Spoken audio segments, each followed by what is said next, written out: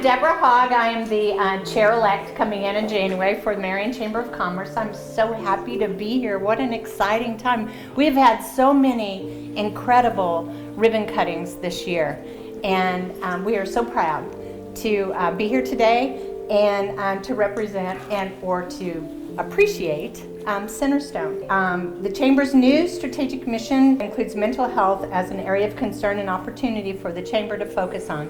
Centerstone is an important piece of that mission as a leading provider and member of the Chamber. And again, we are so proud to have you as members of our Chamber, and I'd like to introduce the Mayor, Mayor Absher. Steve. What a pleasure it is to be here. There is a poster over here that as soon as I walked in, I saw it, and I want to point it out to all of you. I hope I'm not going to step on toes of anything anybody else is going to say.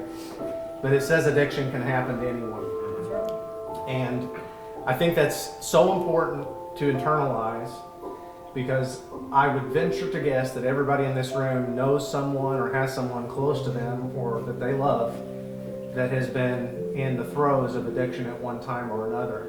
And that's to point out that this can happen on any street, and it's happening in every community. I bring that up to say that we need to remember that, and the stigmas that go along with addiction and the treatment of those addictions need to be dispelled with by all of us. And we need to embrace the fact that not just does the disease and the addiction need to be treated, but the people need to be tended to and treated, that there's traumas in people's lives that cause these addictions. And we're so grateful that Centerstone is coming up with an all-encompassing solution with this transitional housing, because it is a process and it is a passion and it's a need that we all have in our community. So I congratulate you on your accomplishment here today, and furthermore just for being a partner in our community, and not just in this space, in this world, but in so many other ways that you've treated the citizens of Southern Illinois. Hello everybody, I'm Ann Tyree. I'm the Regional CEO for Centerstone Operations in Illinois. We're on our Marion campus, where we have a variety of services for people who come to us for treatment for mental health, for addiction. We also serve individuals who have intellectual disabilities. Illinois has about 600 employees, and on this campus there's about 200 of those employees. Every year we serve about 14,000 people in Illinois, primarily those who are very low income on Medicaid. We also serve people with Medicare. I'm just really proud to be here today to introduce you to this new program and to welcome you all into a facility that otherwise you might not ever see the inside of and you'd always wonder about. And plus, if you do know somebody in your life who's struggling with addiction, you'll be able to tell them, I know a place where maybe you can get some help, right? Hello. Thank you guys all for coming. My name is Hannah Jones. I'm the residential coordinator of the CRTH program. I am incredibly blessed to be part of this program. It's very near and dear to my heart. It's very much a labor of love for me.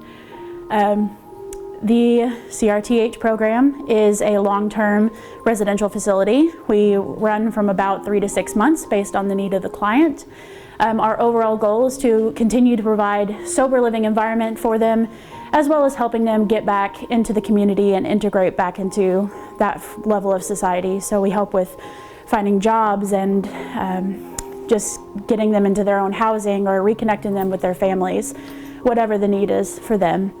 And we are so excited to be here and to have this facility that we can open our arms to 16 people and just help make sure that they get the best possible care for their addiction. Its core mission is to take people and provide them with a sober living environment so they can continue their recovery, and then reintroduce them into society, help them get jobs, reconnect with family, just get back into being a productive member of society. It's a very necessary thing for our people in our community. Unfortunately, until we reopened, the closest long-term living arrangement for people in recovery was in St. Louis or Chicago, which made it very difficult for people, especially those with children, to leave the area and continue their sobriety. So it really needed to be in our own backyard. The key features that we have are substance abuse education groups. We have almost like life skill groups where we teach them different, if they need to learn how to build a resume or participate in an interview or different things like that. We offer individual counseling, and we also, again, provide case management services to help them get back out in the community. Long-term recovery and just showing everybody in our community that that is possible, and hopefully to reduce the stigma against those that have had a battle with addiction. We'll support in any way that we can, whether that's doing some outreach or showing off our facility and what we do on a daily basis. But I would love to be a big part of that and just show them that these are everyday people and they're working really hard to do better things with their lives. So some of the challenges, again, were just when we reopened, getting our name back out there and letting people know that we were here, letting them know that we revamped from the program we used to be before, that we have better structure and program planning this time around to better serve our community and clients. So they are constantly doing ongoing education, whether that be in de-escalation skills or learning more about substance abuse and how to treat it.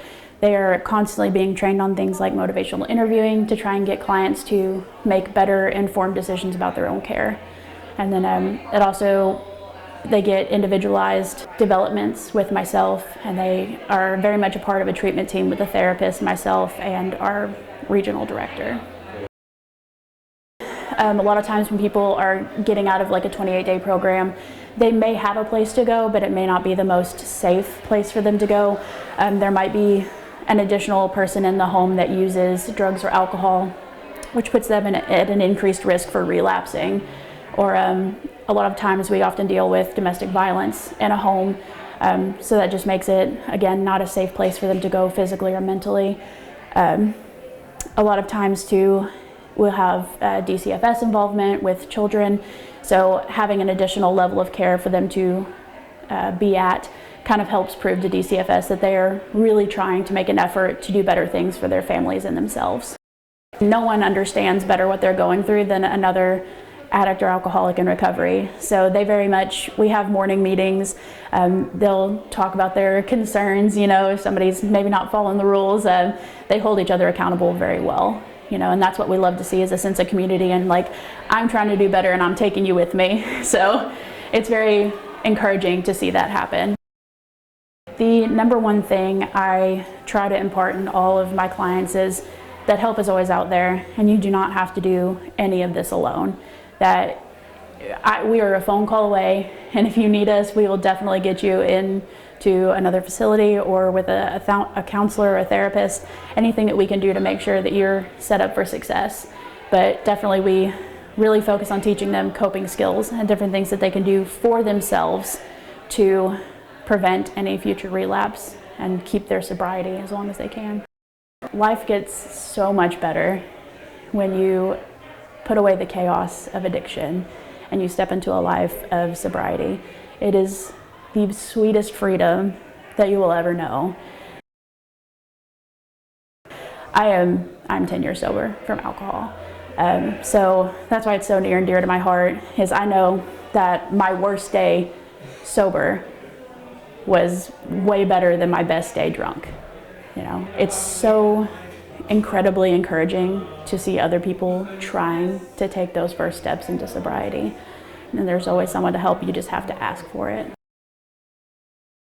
We have applied for several grants to be able to kind of revamp and reopen the other half of our building. But unfortunately, until those funds come through and we can make it a really nice, safe place for our clients, we're where we're at right now. But being small is okay. We'll have lots of room for growth in the future, but right now being small helps us really focus on the people that we do have here and making sure they get the absolute best. Just by continuing to support us in any way, shape, or form, getting our names out there. If they know somebody that's dealing with addiction and substance abuse issues, letting us be that voice of reason to say, hey, why don't you come check out some of our services?